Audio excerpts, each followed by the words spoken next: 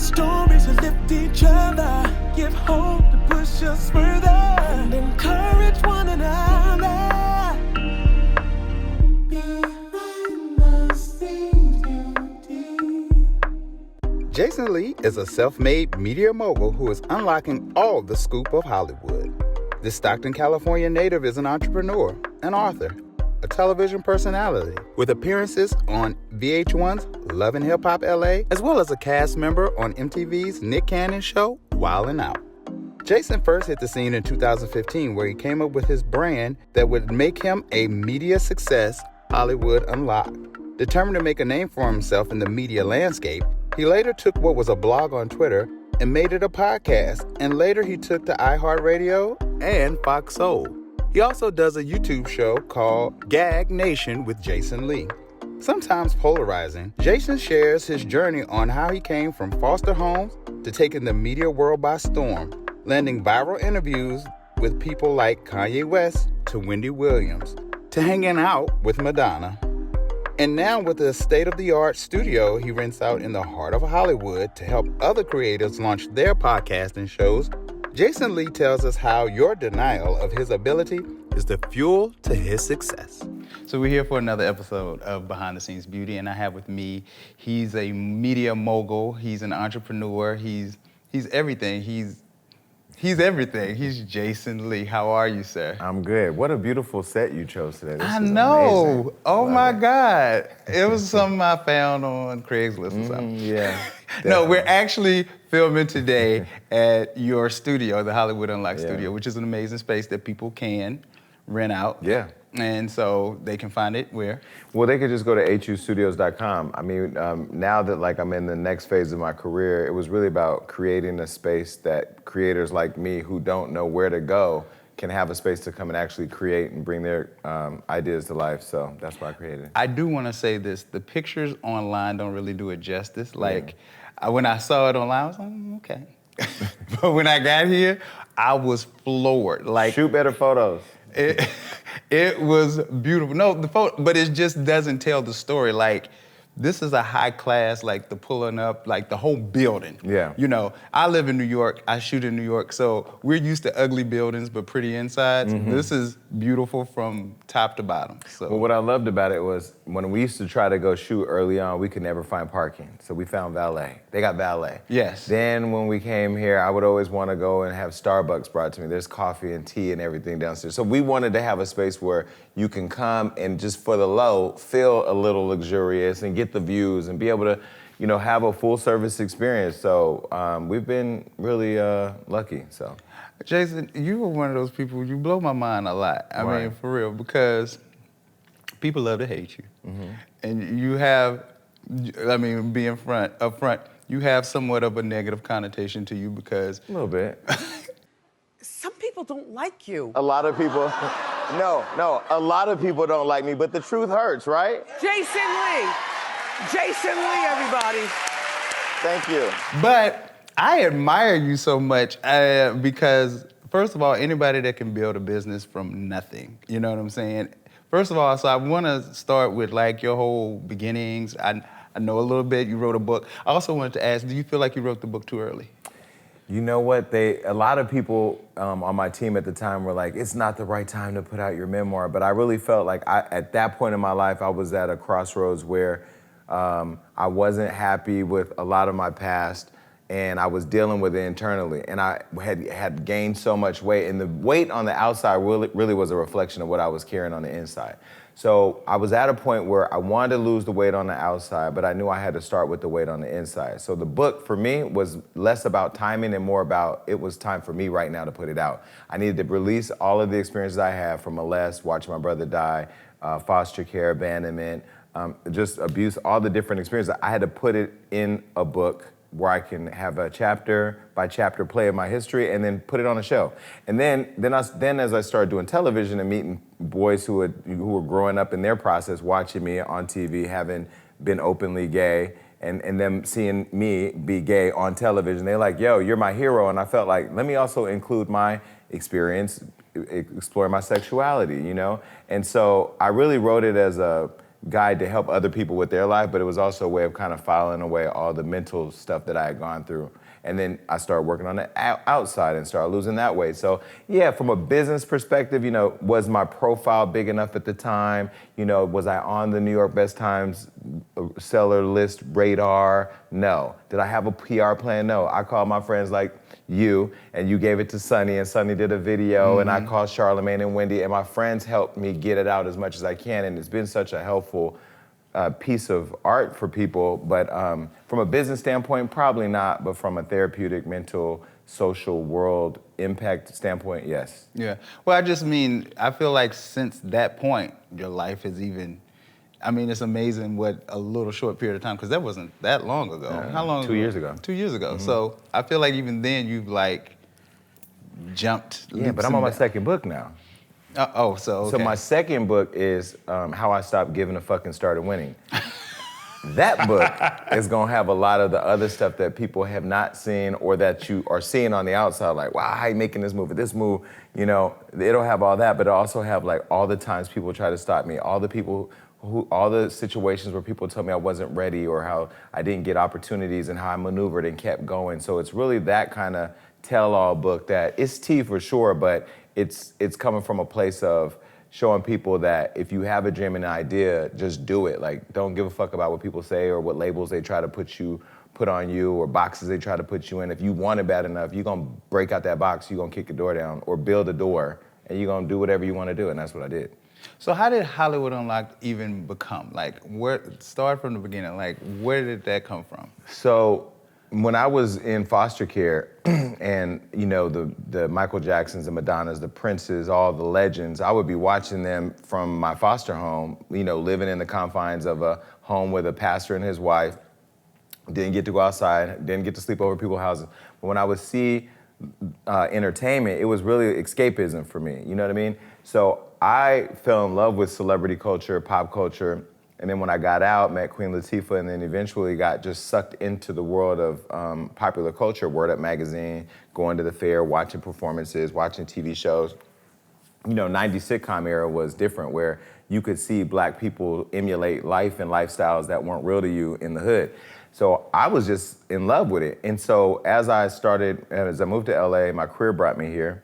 I was a director of a labor union. I used to rep healthcare workers. So I was in the hospitals all day long, negotiating contracts, worker agreements, grievances. But then by night, I was at Jamie Foxx's house or with Chris Brown and Rob Kardashian. So we was out here in these streets, and I just fell in love with that world. And then with the .com and the boom of social media, I'm like, yo, they out here making 30 million, 50 million. They making hundreds of thousands of dollars. So a year, or a deal or whatever, I just was like on the business side of it all, like, yes, entertainment life is sexy and celebrity life is sexy, but I want the money. Right. How do I get to the money? And I know my temperament, I can't work for nobody because I like to do things in my mind creatively the way I want to do them. So I said, let me figure out how to unlock Hollywood, because the way they telling stories out here ain't true. You see some online, and I was just at Jamie Foxx's house, and that's not what happened. See, they ain't on the inside, they on the outside. I need to figure out how to unlock Hollywood because I'm on the inside. Right. And one day I just said, I'm Hollywood Unlocked. Bam, trademark it, protect it, now it's mine. And then here we go. Okay. And so what did you first do? What were your first things to do? You trademark it, but then what is the startup? Were you blogging? Were you just doing a write-up? Or so, people... Because at this time with social media like Instagram, Facebook... Instagram wasn't really a thing, really. It was Twitter. When I first started, it was Twitter. Then Facebook came out, and then, you had that. But I was on social media back in MySpace, you know what I mean? Right. That's really for me when I started learning social media. Then Twitter, then Instagram, then Facebook, then Instagram. And when we saw, I remember me and Angie from the Shade Room talking, and she only had 500,000, 350,000 followers. Now she got 22 million. But she really started showing me the game of building audience.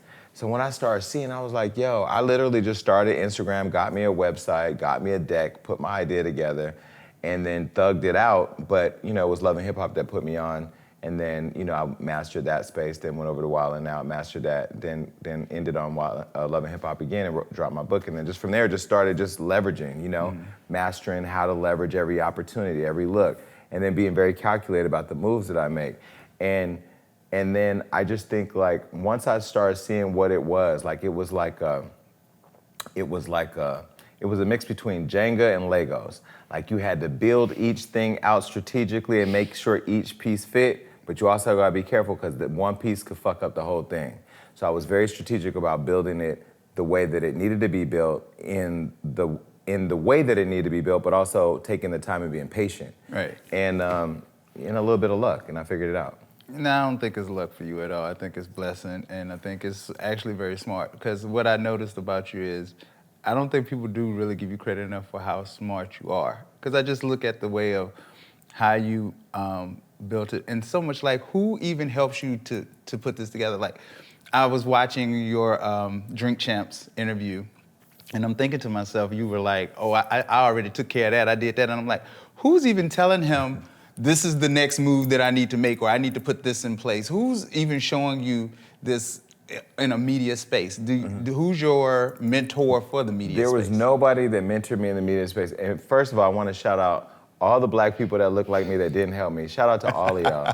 Shout out to all of you. Because all of you who didn't help me, it's because of you that I built I basically grew my own wings and fucking fly. Now I soar above all these people. You know, the problem with our people is we're too afraid to help other black people because we're afraid to lose our opportunity. You know, we're conditioned this crab in a barrel mentality or this house nigga mentality where only could be one of us, and that's why I look at like friends like you, which is crazy because nobody would look at Derek and be like, him and Jason are really cool. Yeah. Because my external profile is, that nigga crazy.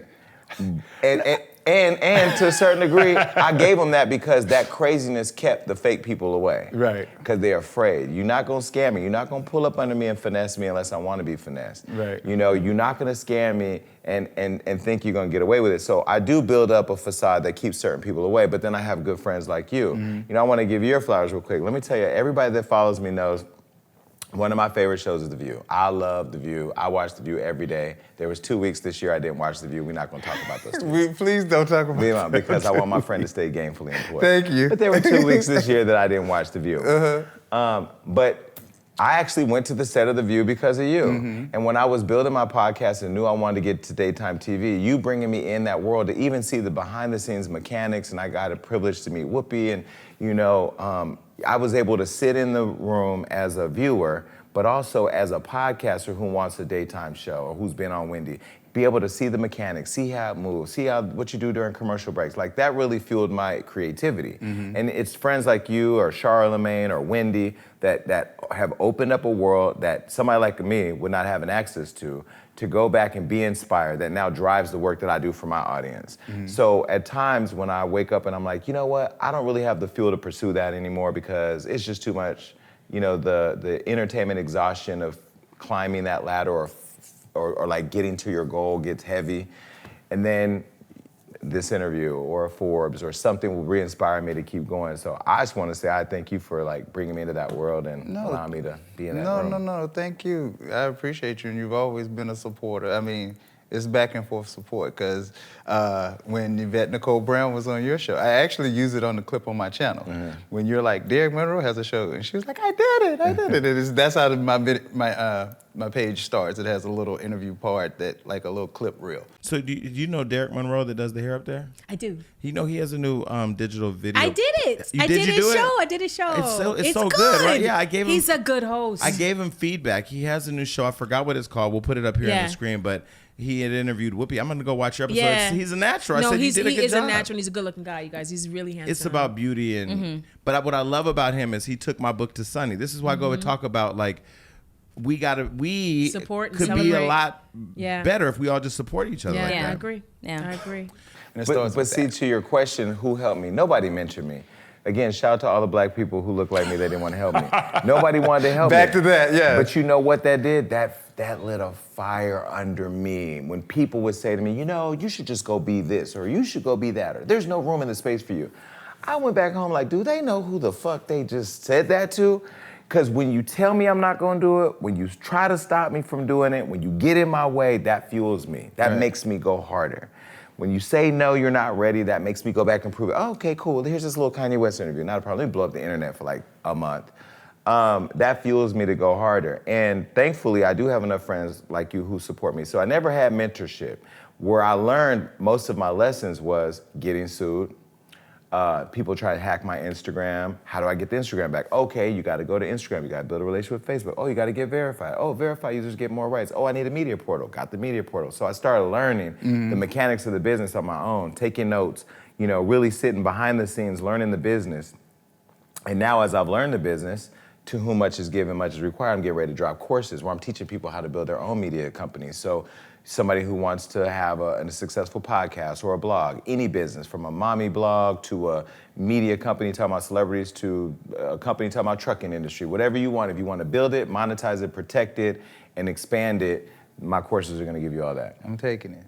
Well, you could afford it. It ain't even that expensive, but you got No, money. I need to take it though, because I feel like this is what I'm doing with this. I'm trying to build, which you've always been supportive of like you can do it, all of that stuff. Yeah, so. but you came out the gate way more professional. Your shit is shot perfectly. You got Whoopi sitting up in the chair. I'm like, oh, he flexing. No. That comes from working at The View and learning. Same thing. Yeah. It's being in the environment and just making sure that you put your best foot forward because it matters. Yeah. And if I want talent and people to come on my stuff, I don't want it to be looking like I did it with which people do it with their phone, but I don't want to make it look like I'm sitting there and my stuff look janky. So Yeah, no, you did that. Wait, you got an Emmy too, right?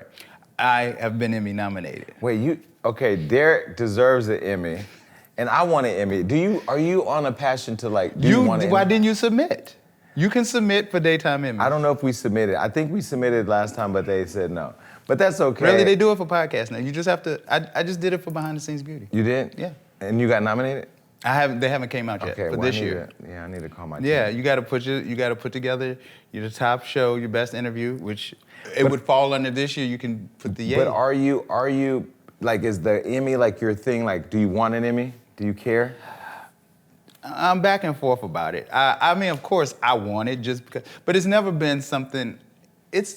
I'm a little boy from Virginia, so to be honest, stuff that I experience now is never stuff that I ever thought I would ever have or even have the opportunity. So when I got nominated, it took me a minute to sit there and think about it. And so the first year you get nominated, it's a big deal, right? It's, I am just happy to be nominated. The second time and the third time, you're like, all right now, I'm done with it. Like, give me the trophy or leave me alone. Right. So I want the trophy now because I've been nominated 3 times for it. I'm like, okay, can I at least finally get it one time? But I mean, if I have to be the Susan Lucci of hair Emmys for the daytime talk. See, but you'll do better with an Emmy than me. I'm gonna be disrespectful. That Emmy, she going with me to lunch. That Emmy is going with me to wildn' out.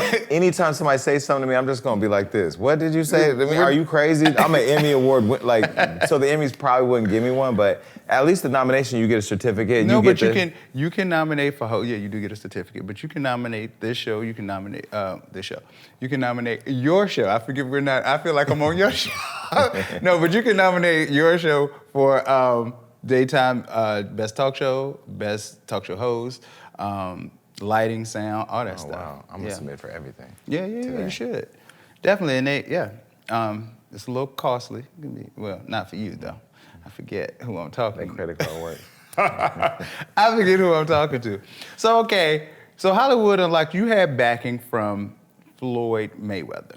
He sponsored the podcast early on. He was so when I met Floyd and I said to him, hey, because you in a room with a billionaire, you're supposed to ask for some money. I'm like, hey man, you should invest in Hollywood Unlocked. He was like, hey, and we were in the room and strippers stripping and people running around. I'm like, okay, cool. So he put my little deck on the floor, my little presentation deck. So I went to Kinko's and made 40 copies, and I came back and I started handing them to the strippers, the drivers, the housekeeper. He said, why are you getting everybody a deck? I said, because they're actually going to look at it and realize you missing an opportunity, but you the champ, we cracking jokes because he cool. So he ended up not investing, but he ended up supporting the podcast. He came on the podcast, loved the interview, loved the reaction he got from it. And this was probably my 3rd interview ever. My first one was Lunel, my second one was Matt Barnes, it went viral. And then the third was a 6-hour sit down with Floyd, and we chopped it up into 5 episodes. We released it Monday, Tuesday, Wednesday, Thursday, Friday. All week we launched an hour. And it went viral, but it humanized him in a way he had never been humanized. Here he is sitting in a room with an openly gay man, having a conversation about sex, sexuality, his lifestyle, the harem of women he had, his father, his mother, you know, his upbringing. I mean, we went, there was nothing off limits. And it was able to make him look a certain way that he just had never happened to have. And after that, he was like, yo, I gotta be down, I'm gonna support you. So what I did was, again, going back to leveraging, he sponsored the podcast, he gave me money to be able to just be creative and not worry about bills. Right. And then I put the TMT logo on my mic flag. So you saw Hollywood Unlocked on one side and TMT on the other. So no matter where we were, we automatically just aligned and people knew the logo. So it gave us a certain level of validation. But in the media world, people didn't understand it because they're like, wait, if you're an entertainment company, but you partner with a Floyd Mayweather, how are you objective when it comes to him? And I always say to people, this is the new media. Why do I have to be on one side and attack them all day or think about what they're doing instead of being somewhere in the middle where I can partner with them on creating content like you're doing and still give my opinions. You know, why do I have to be one way? And so this new thing where everybody's trying to understand what is Jason Lee, how can he be head of media for Kanye West, but then turn around and have to talk about him? Because Jason Lee has opinions and Hollywood Unlocked provides the service. So what y'all don't understand. Right. I just tell them keep watching the show because I'm not gonna stop just because they don't get it. How do you feel being one of those openly gay people that is earning the respect of the straight? Like, you're really doing stuff that, because it's always been, people have always been afraid to attach themselves. It's stupid, but people are always afraid to attach themselves with gay people because they're scared that this now puts me in that light. I mean, has that been a hurdle for you, or?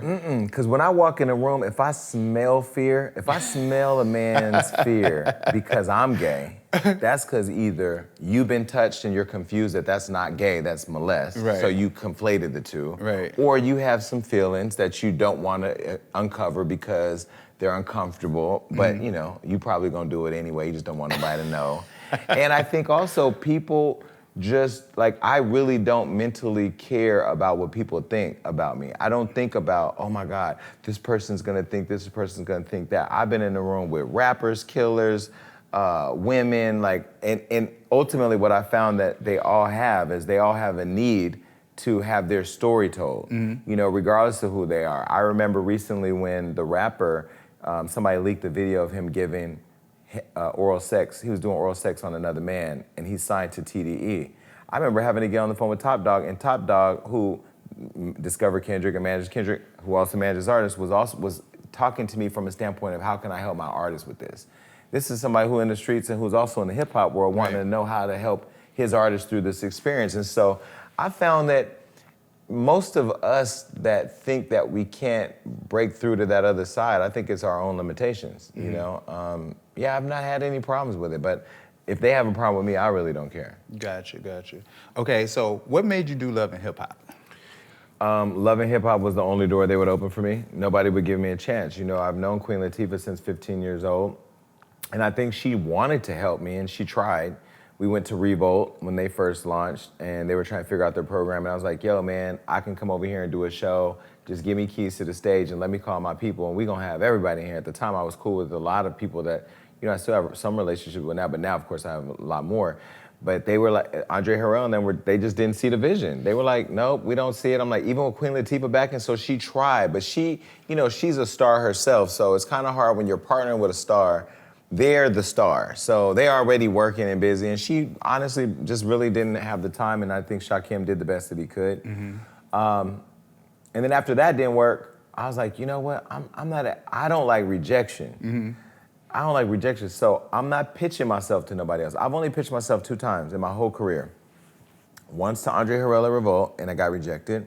And then once I got called in for an audition at E, and they ended up not moving forward with me, but they were nice about, oh, thank you, but no thank you. And after that, I told my agent, but by the way, I fired my agents, but I was like, nope, I'm not doing no more auditions. I'm just gonna build everything I want, and I'm gonna just build it, you know, and if I get that Kanye interview, and if I get that Rihanna interview, and if I get that Whoopi interview, you know, people will start to see me. And then at some point when they come, the price gonna be so high and I'm gonna have to own it. So I'm gonna just keep thugging it out. And Love and Hip Hop was the only door that opened for me. Shout out to Mona Scott Young. Right. And I didn't wanna do that because I don't like living in a place of conflict all day long.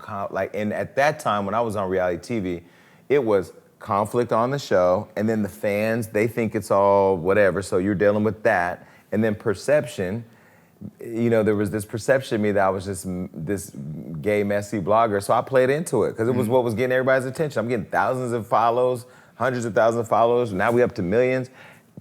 So I played into it. And then I really never thought about what people were gonna, like, is this gonna be an image that sticks? Because I know I can always rebrand myself. I could always switch it up. I could always, once people get to know me, they'll be like, oh, he ain't as bad as I thought he was. So I was never worried about like the perception sticking, but it was the only door that opened, and when it opened, I was like, fuck that, I'm gonna own this shit. And I gave it to him. And I ain't gonna lie, there are days I do miss Love and Hip Hop, but I don't ever wanna, I'm never going back. What did you miss? What did you miss about it? I missed when I would walk in a scene and everybody would go, oh. Like, I missed that. Right. You know, because I would literally be back there just waiting, like, okay, I'm gonna walk out here, got my mic on, okay, ready, okay, 3, 2, go. And I would just walk into, it'd be the calmest scene. And then as soon as I walk in, they'd be like, like the whole room would change. But it just, what it was for me, I don't know what the experience was for them. For me, it was, y'all see my power. God gave me all this power. I walk in and shift the whole room. Right. That ain't nothing but God. For them, it was T, but for me, it was God. Okay, I want to go back to something. When you started Hollywood Unlocked, and you were already hanging out with these celebrities, did people become fearful of you? Did everybody be like, oh my God? Yes. I'm gonna tell you a story, because I don't even know if my NDA is still existing, but if it is, sue me. You know, they brought me in to do something with Jamie Foxx. Okay. Because I love Jamie Foxx. Right. I'm a fan. And you know, they were like, oh, Jason knows social media, he know everybody. So they brought me on to do this job for Jamie Foxx. This was at a time where I was sleeping on my friend's couch. I had no money. I mean, I would like make $30,000, then go waste it. Then I was just fucking up the money. And so they hired me to do something for Jamie. $5,000. At the time, I needed that $5,000. Like, that was gonna be my clothes budget, my food budget, and my drinking budget, but whatever. I get the $5,000. No, I get the agreement. And then they find out that I'm an aspiring blogger, right? Terrified them to death. The people that I knew me, that hired me, fired me. I had to do a settlement thing. They gave me $5,000 to go away. Like, they paid me to go away. When I would have never, ever said anything. You know, I would have never said anything. But it was one of those things where, like, people started being really funny, but that's where I always jokingly say, you know, at first I really thought, oh, I'm gonna partner with this person to do that. I'm gonna partner with Chris Brown's gonna do this person. And when they stopped calling, I was like, you fat, your album sucks, your clothes is whack. Oh, look at your shoes. I mean, then I started being a critic. Right. Then they start calling. I said, wait a minute, here they all calling me now. Oh, all I gotta do is keep on being critical. So then I became a culture critic. I trademarked that, by the way. Okay. Then once I became a culture critic, everybody started calling. And then the people that people would think would never like me fell in love with me. The biggest stars in the world started reaching out to me saying like, yo, I can't say what you just said, but what you just said needed to be said. Right. And that's when I knew, like, okay, as long as I'm honest, I come from a pure place, my intentions are not to be hurtful anymore, but to be honest. Okay, go to anymore. Where? No, there were times where I had to be nasty, because people were trying to be nasty with me. But I'm from Stockton, California. If you followed me to my bus stop and then tried to jump me, you was gonna get beat up at the bus stop. So why are you gonna try to jump me on the internet and not get beat up? I'm King Kong of the internet. Right. I said I was Beyonce on Drink Champs, now I'm King Kong. But either way, it's my space. So like, you're not gonna beat me here, but everybody would try me. Right. And then I felt like, you know what? Michelle Obama had y'all fucked up when she said, when they go low, you go high. I said, the Funky Dineva said, when they go low, we go to hell. And I adopted that. And so here I was in hell with everybody. But you know, I was always covered by God, even when I went to hell. Right. Okay, so now I'm going to go back on track. So how did you end up doing Wildin' Out? Okay, so Nick Cannon came on my show, and I was ready to get off Love and Hip Hop, because I was just tired of, you know, drink throwing. Like, you knew when you walked into a scene, if there was some cups of water on the desk, on the thing, or some alcohol, somebody was gonna wear it first. I just threw mine before they could throw theirs. But no, I just got tired of that. And so when Nick came on the show, I just said, hey man, like, I want a job. Like, I deserve to be on TV. I'm smart, I'm funny, you know? And he goes, can you rap? I said, no.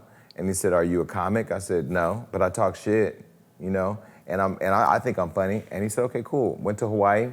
I was preparing for a Jennifer Lewis interview, and I had read her book on the flight.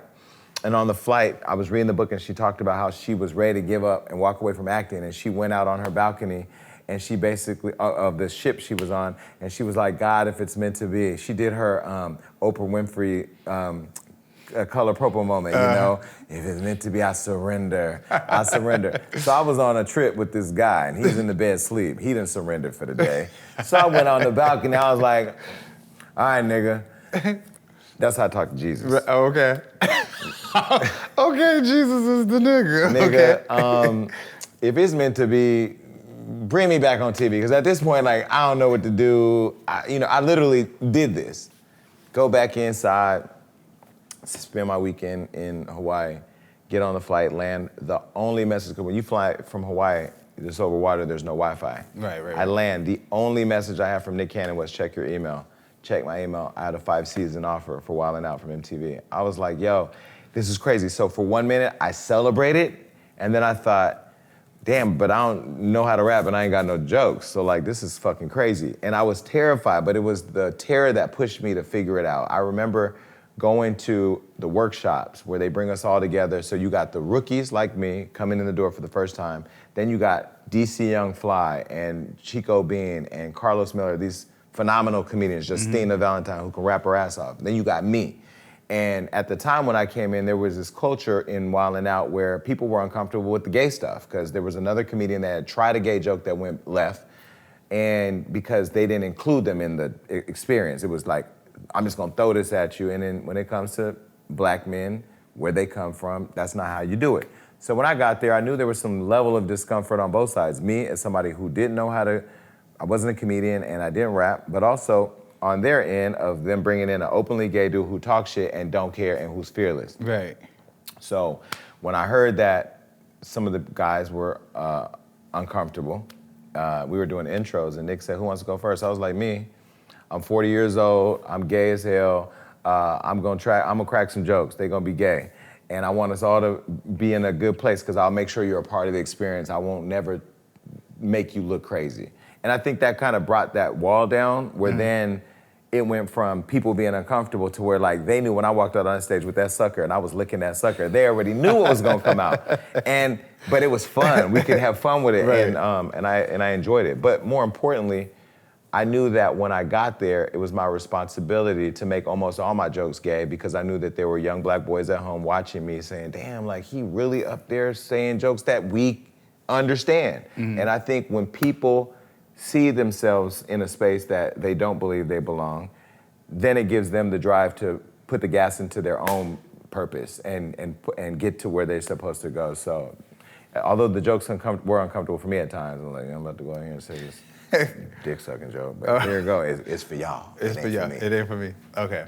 So how did the Fox Soul merger come about? Well, I was doing all my interviews. I was booking some of the biggest stars, some of which some of you networks couldn't book, even though y'all tried to give me a deal, try to own my stuff. You know, I started booking some of the biggest stars, and I started getting all these viral moments. And then the networks, they were always trying to come and offer me a job, but I didn't want to work for nobody else, because I didn't want nobody giving me notes on, you can do this, you can do that. You can talk to this person, but you can't talk to that person. So when James DuBose got over to Fox Soul and he saw what I was doing, I was introduced to him through Queen Latifah. So we had been trying to work together. So when he got over there, he had already brought me on Dish Nation and started giving me looks on Fox Network. And he believed in me. And that was the thing that I thought was different, that this was a black man who actually saw my talent and knew what I was trying to do, but then also wanted to allow me to own it. He didn't want to buy, he didn't want to own my content. He did a licensing deal with me. So it aligned with my desire to own my stuff. And then at the same time, I got syndicated on iHeart, which was another deal that I owned. That came through Charlemagne and Doc Winters over at iHeart. So at the same time, I had 2 licensing partnerships, and I really looked at it as distribution. Like, how can I get it out on VOD through Fox Soul and still own it? How can I get out through iHeart and all the cars and homes and apps around the world? How can I do that and grow, but also be the first openly gay black man syndicated in urban radio? How can I go over here to this show and be the only one to own it? And so that's where that came about. And James has been so supportive. Like, he's kept the show on air all week for I think for the last 2 years. or year and a half, which is, that's a lot of support. That is. Yeah. Okay, so I want to talk about your good friend, Wendy Williams. Yes. Wendy has been on the show. She did? Yeah, you didn't know that? I didn't see that episode. No, I talked to her the other day, though. How is she doing? She's doing great. Wendy actually sounded better than she's ever sounded. I mean, she sounded rested. She said she was looking for me. I said, well, I've been looking for you. We all looking for you. Right. But she sounds great, and I'm gonna go see her, I think, next week. Since the filming of this interview, Jason Lee and Wendy Williams hit the town for the Met Gala after party hosted by Cardi B. It was a viral sensation because no one had seen Wendy since her recent health scares. How did you feel when they were filling the space? I know you Here we had... go. Here we go. No. Now here we go. No, now, he know what he's doing, but go ahead. Ask the question. No. Because you know I don't do This that. is hot chocolate. Go ahead. I don't do that, but I did want to know because you were very vocal, so I just wanted you to have your moment to speak about it. How did you feel about the way they started casting and the fact that you had a relationship? And to be honest, you guys are in a similar lane, so it would have been a perfect fit. Yeah. Okay, first let me say as a disclaimer, Wendy Williams has nothing to do with what I'm about to say. And he asked the question, I was not intending to say anything.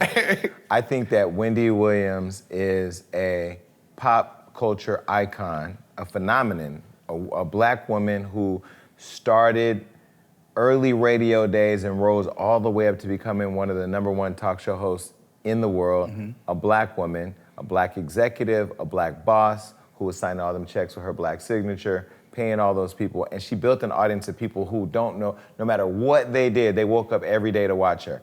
My morning consisted of Good Morning America, shout out to Robin Roberts, who I think is another phenomenal woman. Have you had Robin yet? No, I have not. If he get Robin before me, I quit. 'Cause I'm emailing Robin today. Listen, but you know I got ABC connections. Yeah, so I you know. It's unfair. I love Robin Roberts, but I start with Robin, and then I go over to Kelly and Ryan, and then I go to The View. To The View. For sure. And then right after The View, by that time, it's almost lunch, so you can eat popcorn and you can sip tea. And I consume Wendy every day. Right. When I look at my journey, although her and Charlamagne are kind of out there as like the Compasses and Ryan Seacrest is, and so is Howard Stern, like those are the people I really look at and try to follow, how they made moves. She really has been a roadmap for a lot of us that do what we do, the Shade Rooms, the Baller Alerts, the Hot 97s, the Breakfast Clubs. Like, we would not be here without a Wendy. Yeah. Where our platforms giving that kind of talk matters. But you invited them other people into this, but you and her, because both of y'all are ballsy.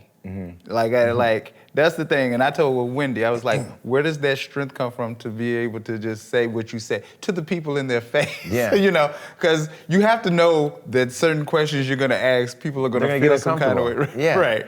But I look at it like that's the question everybody sitting at home was waiting to hear. Right. But you don't hear it nowhere. You're not gonna hear it on most of these shows because their publicist has told them you can't ask that. Right. My show, you can't tell me what I can't ask. But if you come on my show, I get to ask you whatever I want. But I try to do it in a way where it's not as harsh. Like, Wendy is straight, she punched you right in the gut with it. But I love Wendy. But to your question, I really feel like those people, because those are older white people who produce the Wendy show, who own the show, and they are literally staffing that place with anybody who can speak to white people and advertisers. They're not thinking about the legacy of the black woman, the black executive signing the check with her black signature. That's interesting. And that's the crazy part for me. They asked me to open up season 18. They were gonna give me the first week. I said, not a problem. I'm gonna come on with Tiffany Haddish on the 18th. I'm gonna bring Cardi B on the 19th. We're gonna bring a surprise for Mariah Carey for Norman on the 20th. I would like to do this, would do that. And they loved all that, but they didn't want to allow me to host it by myself because they felt like I wasn't big enough. I had to have this major co-host. Let me tell you something. You let me come out there for Hot Topics, 15 minutes, your phones are going to be burning down because I know how to do this. I followed the blueprint. Right. Wendy is the blueprint. And so I said, and then second segment, Tiffany's out there. Next day, I'm out there, Cardi's out there. Like, if you market your content right, it even got so bad to the extent that they thought Nicki Minaj and Cardi B was the same person. They said, well, you got Nicki, you her friend, call her. I said, I'm friends with Cardi. They said, well, same thing. So the cultural undertone of being disconnected, just the racial disrespect about two women of color being the same, And just like, and it was so unapologetically communicated that really I understood white privilege. And I understood like, you sit in a place where you can make that type of fuck up, but Whoopi can't say nothing. You know what? You're not And you gonna know do this. what? And you know the crazy You're part. not gonna do this today. You got the editing power. I'm just saying, like, you asked a question. What I learned about television, Oh my God. what I learned about television is they know we're the hot sauce. Yeah. Behind the scenes, you and that black girl over there at the View, what's her name? Karen. If y'all didn't have him and Karen, they'd be out there with them ponytails would be in their eye. Y'all wouldn't even know what to do, right? Because they know behind the scenes, in front of the scenes, in scripting, in writing, and telling stories, in dressing us and making us look beautiful, whether you white or black. If they don't look like us, it ain't gonna be as hot. And when it came to Wendy, they brought Leah Remini out there. Where you dig her up from, I don't even know. See, first of all, her speech impediment drives me crazy. So there was that. Then they brought the oversized, plus-size woman from the Drag Race over there. So you brought a drag queen on there who talked about sex with her husband. She's not a drag queen. What I'm saying is, you brought this. Michelle Visage is not a drag. What I'm saying is, you brought these people up there to talk about their sex life. It was so uncomfortable. Oh my God. And Leah made it all about her, and Wendy's show was never all about her. She would open up with what she ate and the things that we actually cared about because her commentary was funny. Yeah. But it was like, look at this train wreck ass, mess ass Wendy, but it was so entertaining. And then she went into her interviews. And I just feel like the format was lost. And for me, honestly, I'll watch if Remy's there because I like Remy, but I ain't watching that show. They don't even do Hot Topics really no more like that. Yeah.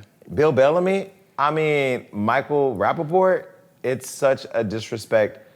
And I told Wendy to her face the other day, and she didn't comment because we're gonna wait to Kiki in person.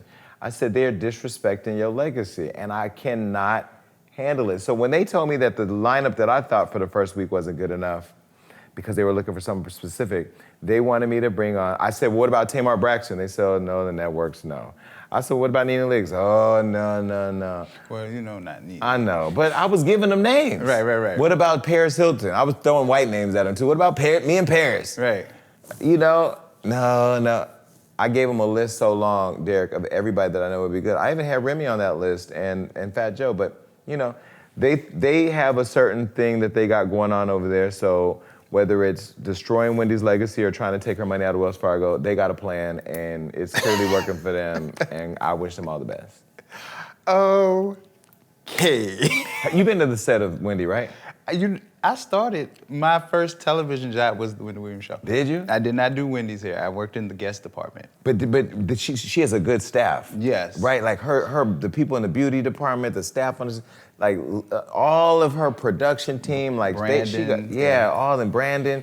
She got really good people. Norman, she got really good people over there. So I just wish whatever was going on, like they told us something, brought in the right people, kept the format the same, and then let Wendy say goodbye to her audience if that's what she You think wanted. she can ever be back on TV again? I think she can be back on TV. Okay. The Wendy I talked to the other day sounded great. Got you. You know, I would love to see her back, yeah. Okay. So let's talk I'll about... be her sidekick, too. Listen, I think y'all a perfect team. Mm-hmm. So, but I think everybody would be scared. I don't know if people can handle a Wendy. Burn it down, Wendy, come on. Right, it's gone. If y'all two, it's over. I quit. But I was gonna say about like your most recent interviews, you did one with Kanye West. Yeah. And you're partnering with him, you Yeah. said. What is it about Kanye that we don't know that you, by interacting with him, that people are getting wrong? Yeah. Well, I think that people are getting it right when it comes to his antics because they are what they are, right? But I think it's once, like I say, proximity changes perception. Once you get closer to him and you understand his thought process and what he's actually saying and how he thinks, you know, some of the stuff that he said that I think has caught us all off guard, because even me, I've been critical of some of the stuff in the past. And just because I work with him now, that hasn't changed that during that time. Once I interviewed him, you know, I really said to myself, you know, he came to me. He literally just came, rang the doorbell. Johnny, who does our production, opened the door, and Kanye West was standing there and said, "What's up?" I ordered a sushi. We sat over there and we ate lunch. And he said, "Let's do this interview." And we did the interview, but my mind was, I just spent the evening with him and Madonna and Floyd and all that, and I saw him in a different way. And I spent dinner with him the night before. let me let him talk, and let him just talk as a black man, as a father, as somebody who's going through his first divorce. You know, I don't know what it feels like to be a man, to be able to tuck your kids in every night for their whole lives, and all of a sudden now you're not a nuisance, but you're not even a guest in the home anymore. You can't even come to the house to tuck your kids in. He has the most beautiful kids. So now, not only are you not with the woman that you was in love with, but you can't be with your kids. And then now your kids is in the house with another man that you don't like, that's gaslighting you privately, but you reacting publicly, so people think you're crazy, but really privately, like they fucking with you.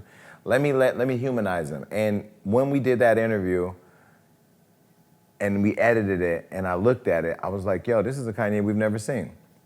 We put it out, and we got over 3 billion impressions, and everybody was going crazy for the interview, and he really loved the reaction he got. So he came to me and said, what else can we do? I love that people finally see me, and I'm controlling my narrative. I said, well, what you want to do? He said, for the future, like, let's look at how we empower each other as black people for the future. Like, how do we invest in tech? How do we invest in media? How do we invest in this and that?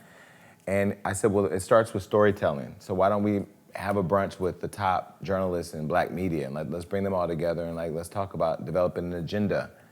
I want to do it this weekend. So that weekend, we pulled together all the most fabulous journalists, from Vogue to Vanity Fair to Shade Room to Hollywood Unlocked to BET, Fox Soul. And we sat around a billboard, we sat around a table, and we talked about what our agenda looks like. And it was so powerful that I don't think we thought it was going to be what it was, that led us into the relationship we have now. But, and we're figuring out what that agenda looks like. But it was an experience for me where I feel like we've all been a Kanye at one point. When I threw that drink on Love and Hip Hop, I was canceled. Right. And people summed me up. And as black men, black gay men, black women, we're all usually the sum of one mistake. We're not the sum of one mistake. We're the sum of our survival in a world that doesn't look like us, that doesn't want us to be here. We are some of our strengths and our weaknesses, our mistakes, our lessons. We're a sum of everything. And I feel like with him, I wanted to help him understand the media landscape so he could be the sum of everything. So you can be the creative genius behind Yeezy, or STEM player in tech, or black ownership, or becoming a billionaire as a black man, self-made billionaire. But you can also be somebody who politically may not be aligned with everybody. We may not align on everything. And that's okay, because we don't need to be canceled just because people don't agree with us. But then also, you can't say we're valuable as long as we're giving you the shoes you want to be cool with, but we're not valuable when we tell you our opinions. Like, where's the balance in it all? And I think for us, it's almost like a social study, trying to figure out on the media side, because we still report on his antics, but then as a human side, it's also... Do you feel conflict with that one? No. Okay. Because he followed Hollywood Unlocked. I think he unfollowed us recently, but he followed Hollywood Unlocked. So he would see all the posts, and he would send me and he would repost what he liked, and he would send me what he don't like, and we'd have a conversation about it. Right. But what I love is he respects that I have a job to do, and I respect that he's gonna be who he is. I'm not trying to control him, he's not trying to control me. But we do have an intersection over trying to understand the media landscape and making sure that he understands all sides of how his narrative will be received when he puts it out. Okay, question. Has there ever been something where you felt like you went too far? Like you was like, okay, I went hard on that. I mean, I'm tired of apologizing though. I did say I wasn't gonna apologize anymore. Yes, I think that I'll say my most recent apology was to Meg The Stallion. Okay. I called her one day, I was feeling emotional, which I try not to feel too often, because I'm proud of her and her success. And I thought about how mean I was to her when she didn't respond the way I wanted her to. I had developed what I thought was a developing relationship, introduced her to Cardi, they went off and did WAP, didn't get any acknowledgement for that, but whatever. I love how you do that. Whatever. I mean, a plaque would have been fine. Right. Cardi, I mean, yeah. You can still send it to me here at Hollywood Unlocked. Okay. But and then she didn't come on my show, and I felt like, who are you not to come on my show when you're going and doing all these white outlets? And so I was really nasty, and it was hard to be nasty to Meg because she's a nice girl, and she doesn't bother nobody. And so it was in that instance I felt like maybe I was being a bully. And so one day I just called her and I said, I'm just gonna tell you right now, this shit gonna sound weird as fuck. I apologize for being an asshole. And she was like, oh no, because she just, oh no. I said, no, I want you to receive this because I need to own when I'm wrong, and I was wrong, and I shouldn't have been consistently mean about it. you know, and that was just the way I got people's attention, and I apologized. And she was shocked. I think she was getting emotional too. I said, now we're gonna get off the phone, because what I'm not gonna do is cry with you. We're not gonna do that. So I ended up hanging up, but it felt good. It felt good to be able to say that to her, because I felt like she deserved it. Oh. Look at you being grown. But the rest of y'all, fuck that. Like, it is what it is. You just take, Really? No, I'm not apologizing. No. Okay, so what is your end goal? What would you love to see the whole empire of Hollywood unlike? Okay. First of all, let me do this very quick. Okay, first, this studio is amazing. Thank you. Your home is amazing. Thank you. Yesterday, it was Easter, by the time this interview come out. But I was like, who has a band come and just, not like he had a party, but he just had a band randomly playing at his house in the hills. What you want me to do? I'm a private dancer, dancing for money in the old music.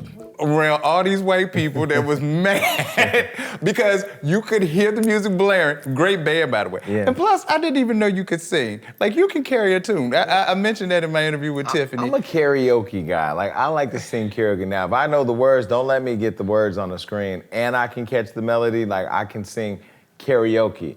That's what I did find out, like, at wildn Out, going back to that. Like, I could, you know, like, matching words. Once I learned how to rhyme and get that cadence going and then sing and stuff, like, I had a good time with it, you know? Tiffany said something about going to get vocal lessons. I would go get vocal lessons. You tried everything, but you don't give up. She said it in our interview. She I would said do it. y'all are one vocal lesson away from an album. Listen, we actually have a song together, but we haven't released it yet. I'll let you hear it in a minute. You know, the thing I love about her, too, Tiffany is, it's almost crazy how... Yeah, how did you and Tiffany connect? I feel like it's the whole upbringing, and it just brings. But we didn't even know each other's story at the time. Okay. I think, you know, I believe in energy. I'm an energy person. The thing about her, and you know her personally, like, her energy is different than any other person's energy. She doesn't judge. She's very loving. She's very helpful when it comes to wanting black people to really win and to be successful. She always has a good word. And where I think she was important for me is she taught me how to love myself again. Because I had fallen out of love with myself. I was just, you know, so immersed in work and so immersed in not really taking care of myself that she slowed me down enough to accept being told I love you. And then also with just like the process of self-love again. Then when I read her book in preparation of our interview and I looked at, she was a foster kid, I was a foster kid, we had similar upbringings. I really just was connected to her, but I met her at Jeremy Scott's party. I was with Cardi, it was at Fashion Week in New York. She was with Law Roach, they were off. And I heard that she was in the party and I've been wanting to meet her because after I saw her on the show, on the movie Girls Trip, I was like, yo, that right there is my spirit animal. Like, I need to meet her, the character. I didn't even think about her as a person. I was like, I need to meet her. But then when you meet her, like, that's very... She's pretty much like her, the you character, know? right. Pretty much. And so we exchanged numbers and then, like, we've just been inseparable. She's a really good friend. She is super duper sweet. Yeah. But you, so where do you see the empire going? Like, what would your ultimate goal be to? Well, when I get my next... What is your ultimate goal? Because you're gonna do it. Because one thing I learned about you, you are definitely a doer. It ain't no when, how, it's happening. Well, I'm trying to figure out what the end goal is. Because, you know, for a while it was daytime talk, you know? And then recently I've kind of like, I'm not gonna say I've abandoned that. I just am tired of the politics involved with what it takes to get there. And I don't know. Not even to get there, but then who you are is trying, networks are gonna try to contain that. They've already started. So the network, a network came to me and said, you have a lot of potential to be at the top and you can do this and you can do that and you can do this, but are you willing to play the game? They said that to me in my kitchen. And I said, what does that even mean? Like, right. But, so I got to pull into the parking lot with my name on it and then get out and walk into a room where everybody tells me who I am. I don't know that I will ever be there. And I really enjoy my life right now. Like I make great money. I live a comfortable lifestyle. I think there's that desire to always want more that drives us into a place to do things that we don't want to do or that we're not comfortable with in order to get all of what we want. But you can get everything you want. If I drop my course and sell 10,000 courses, I made $26 million. If I can do that in a year, I know how to take that 26 and flip it to 100. it's just like, any other part of the game I've ever been in, from scamming to whatever. As a scammer, I was an early scammer. You take your money and you flip it. So when they said to me, am I willing to play the game? I was just taken aback. And honestly, I won't say... Did you answer then, or did you have to sit there? No, I said I had to digest that. Yeah. But I walked away saying that I really don't feel like I could be anything other than who God wants me to be at that time. Like, I'm an evolving experience. So as I'm cleaning up my interviews now, because I do want to interview the Michelle Obamas, I do want to sit down with the Rihannas and all those people. Like, I want to be the best interviewer to bring that conversation through. And if they're afraid of me, I'm not going to get the best of them. So I can't allow people to be afraid of me. So I'm evolving. But I want the playing the game to be on my terms. I don't want them to say, hey, here's $20 million. Go out there and be this Uncle Tom nigga and like trick all black people into watching the show. Like, I don't want to do that. I want to show up and be authentically me, and people want to be there because I'm being me, and in some way transparent visual of who they are. I don't want to be who a network wants me to be, and that I feel, if they can take who I am and kind of like we can tweak it to fit their thing, that's one thing. But to fully change and be like, hey everybody, so welcome here. This is the Jason Lee Show. I'm so happy to be here. We're eating patty pies at lunch. I ain't doing that. I think you did it well just now, though. I ain't doing that, though. I think you can play the game. Yeah, for but it. after a week of that, I think you can play the game for it. Yeah, no, I'll put an apron on. But I'm definitely gonna be like, I would love to have Rico in there, who doesn't like to eat anything, because that would be funny with me sitting there like, yo, I'm here with my boy Rico. Now we're gonna eat this plate and just take stuff off and watch him burn out, throwing up. Like, that would be me. Like, that would be fun. But the networks want me to be like, and they made this cup with styrofoam. Oh my God, this is the best cup you're ever gonna have. Like, I can't do that. Right. It ain't in me. If this is some shitty ass cups. No, if you buy this cup, you can't do that with advertising. Yeah, true. So. Okay. So I have last two questions. Sure. My one is, I want to give you the opportunity because you always talk to me about Whoopi. Yes, always. I love what she represents. She literally tackled every white space in entertainment and won the top award in everything. She's one of the only few EGOTs that we have, but more importantly, she was the first, I think, black EGOT, right? And for a long time, I think John Legend may be one now, I think. He is. But I feel like she represents black excellence. And we live in a world now where I just did an interview with Forbes the other day, and we were talking about this. Hashtag protect black women did not apply to her. And I don't understand how we live in a world where you see somebody who looks like us, who has reached the level of excellence that she has, that has kept the level of humility. When you introduced me to her, she was the nicest, and I was uncomfortable because it's fucking Whoopi Goldberg. But, I've seen all the different times that they've tried to cancel her through her career. And I just feel like she's earned the respect of being defended. And I'm sure there's a lot of people that go to her dinner parties or that call her up and want to get to The View to sit up there so all the white women in Middle America can say, oh my God, we love that person. Because once you get to The View, you've made it. So to one of your questions, I want to be on The View. Because I got a view. I got views and I got a view. But that's one of my goals. But more importantly, for Whoopi, how do you not watch every movie she's ever made? Watched her walk out of interviews on The View when somebody was just a racial bigot on a platform that she knew she couldn't share the space with Joy, who, by the way, is also a thug, and that's because she's Italian like me. I love Joy. I love Joy. Joy did the show, too. She did? She's been on here, I love Joy. Joy is like, she's everything. But anyway, I just feel like you gotta hold her down. And I felt like there was nobody holding her down. There was nobody was gonna say nothing about Whoopi Goldberg going on a suspension. You suspend the fry lady at the cafeteria, you don't suspend a Whoopi Goldberg. This is my views, okay? And so I just feel like she represents black excellence to a level that we should all aspire to, and that she's done it with humility and grace, and people respect her, and she's smart as fuck, and she's quirky as fuck, and she has her own little vibe, and she was also on Law & Order. That was my favorite show. And she don't care about what people think. So that's where y'all. But she's at a level of success now and in a space where she can't say everything I can. And that is the game I have to be willing to play to be able to have the level of worldwide influence she has. See? Yeah. So it's like this trade-off of, do I, It's a little different though. Yeah. Because she could hide behind a character for years to get into your heart. So from Sister Mary Clarence to Jump Jack Flash, all of those characters are not really who she is, but you it's like you falling in love with Tiffany Haddish because you're thinking about the character. You fall in love and you build, and so... You forgot Ghost. Right, Ghost. So you can be, it's easier. You start from a platform of being who you are. Yeah. So it's a little different. Yeah. Because you're putting fully, it ain't It's you out can't there. hide, you're not hiding behind characters. Yeah, it's you're out putting, there. yeah, you're putting I never yourself. thought of it like that. Yeah. Oh, so that means I have power. Okay, Yeah. great. I like that. I'm gonna keep that clip right there. Yeah, but no, I respect Whoopi Goldberg. I don't respect a lot of people. I respect her, and I've been very vocal about it. And I like watching white people get uncomfortable when I defend her because they see it coming and they can't stop me. Y'all asked me the question. Right. And you know, for her to be, I ain't gonna lie. When she came back, I think I called you and said, "She coming back?" And you can't talk because it's his job. But I was waiting, and she came back. But the way she handled the comeback was so graceful. But it goes back to who she is as a person. And she's no stranger to it. She's been through stuff. She's a before, G. So she take it like a G.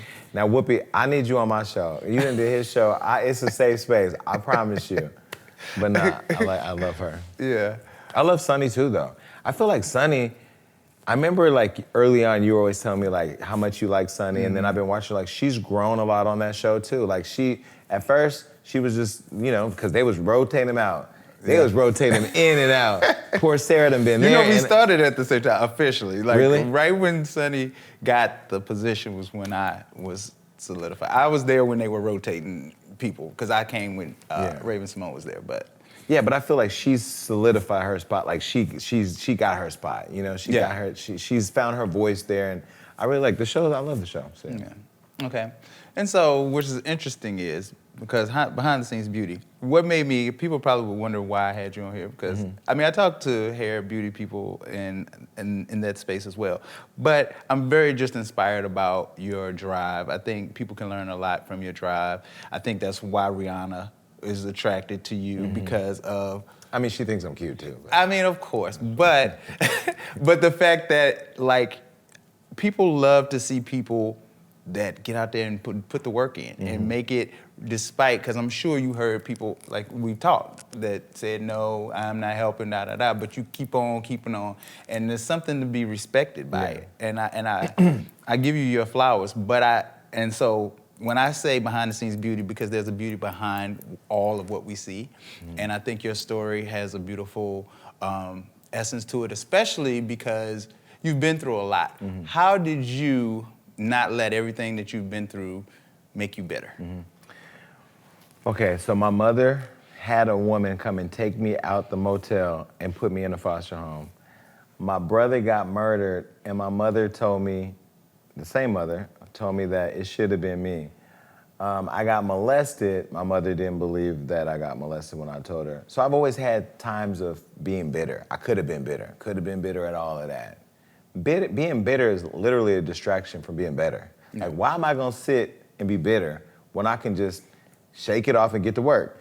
I don't look at being bitter or being, I look at being bitter as a distraction. And sometimes I think I'm a little cold-hearted because when people come to me with their woe is me, You be like, you ain't been through nothing. I'm like, if you don't get the fuck, like I've been through some real shit. Right. Oh, what, your man left you? Oh, your man left you. Oh. Like, what are you talking, you in LA, go get one. But nah, I just don't have no time for that. I just don't have no time. There will be times though that like I'm human where I'm like, okay, I'm canceling my entire day and staying in bed. Because that's just how I feel today. But that's more of, I need a recalibration. I live in my thoughts sometimes, and I really try to figure out like, okay, how do I get to that space of being able to focus on this task in front of me? Because I don't have the luxury of just, I got 10, 11 employees. I can't just quit, Right. you know what I mean? I got to keep going.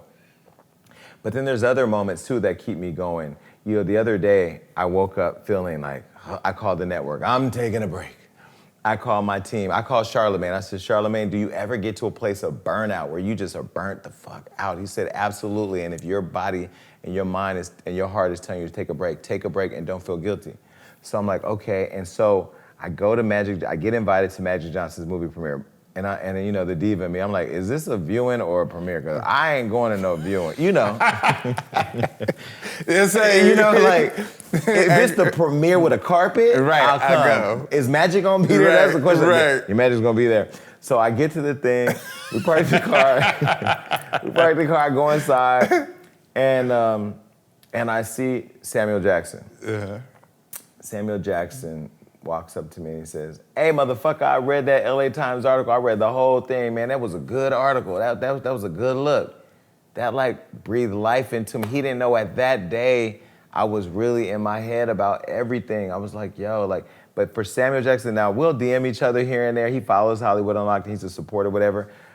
But I wasn't even gonna ask him for a photo, but as a fan of his, he's my favorite actor. I'm like, yo, I gotta get a photo with you. I mean, I go back to the Long Kiss Goodnight fan, like, you know, and the fact that he just won an Oscar, which was long overdue. So I took a picture with him, but he filled me up in that one conversation. And then Alex Avon was standing there, and Alex Avon and him were talking, and, you know, they were both giving my flowers, but the fact that he read that whole LA Times article, that article was long as hell. I don't even think I read the whole thing, because it's so long. But the fact that Samuel Jackson read it, and he breathed life into me right then, right. at a time where I needed it. But that goes back to where my book, God Must Have Forgotten About Me, the title was To Catch Your Attention, but the lesson in it all was he don't forget about you, and he sends you the blessings and the what you need at the right time. Right. And that was right for me. So I was bitter that day, and then Samuel Jackson kicked me out of it. Brought you back up. Yeah. Okay. So I go into what my last question is, which is, it's a trademark question. Was what does Jason Lee find beauty in?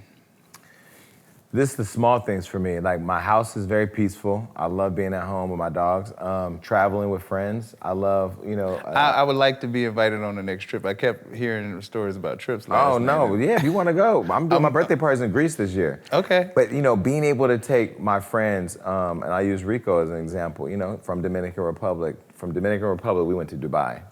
And I think we had just went to DR too, but like, to be able to see somebody experience the world and see things, because, you know, we move around in spaces where a lot of people don't. Mm-hmm. So sometimes we'll take it for granted. Or, oh, I was just in DR, I was just in Turks, I was just in Dubai, I was here, I was there. But then when you take people who haven't had that experience and you see them enjoy it and taking their photos and eating the food and absorbing the culture, like, those are the little things for me that I like. I like being able to take my friends places with me where they can see things or meet people that inspire them. And so yeah, that's the little things for me. I think everything else, shopping. You love to shop. Baby, that credit card is exhausted, but yes, I love to shop. I like clothes. Okay. So anything you want to promote, anything we pushing, anything people need to be on the lookout for? Well, the studio for sure, hustudios.com, check it out. Hollywood Unlocked. And even though I'm sitting here with my friend Derek and I'm being calm and all that, I'm still Jason. So like, I don't want people to watch the interview and then go, oh, he's changed so much. Because if you go over to Drink Champs, that's Jason too. No, we want to keep you thinking he's changed. No, but that's the thing, like, I feel like people... That's what this show does. This show humanizes exactly, everybody. but it's good though, because I feel very disarmed. I feel very comfortable talking to you. Yeah, because my thing is to bring the best out in everybody, because I think that we're so multifaceted. And yeah, we're not a monolith. But to see you, to even like be in your home, because we've known each other, but yesterday I was in your home, which is a whole different intimate space. And just to see you in that space was just a whole different Jason I've never seen. So I took away a little something from that experience as well. Yeah, so proximity changes perception. That's why I try to tell you. Same with Kanye. They were like, I can't believe you over there with him. I'm like, why? I was probably thinking it too. No, but a lot of people. But you know what? I have people. It was a guy that I met that used to go to my gym. He was actually one of the producers of his opera when he did his opera. But he tells a story of being in the Fendi store. Kanye's in there, and he says, "Yo, check out my page, Access Opera."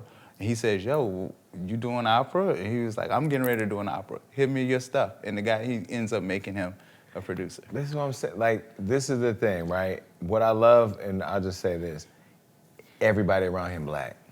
And he putting everybody on. Everybody around him is making money. Everybody's learning something. Everybody's empowered to learn. Like, we don't do enough of that. And that's why, like, I like your relationship with Whoopi. And, like, you understand our relationship, you and our relationship with Tiffany.